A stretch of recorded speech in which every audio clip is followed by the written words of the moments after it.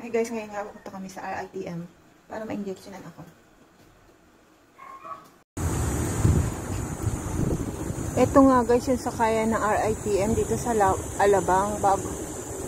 Ayan sa may landmark. Ayun, nakalagay landmark. Tapos dito yung sakayan ng RITM. Ayan, 25 ang pamasahe.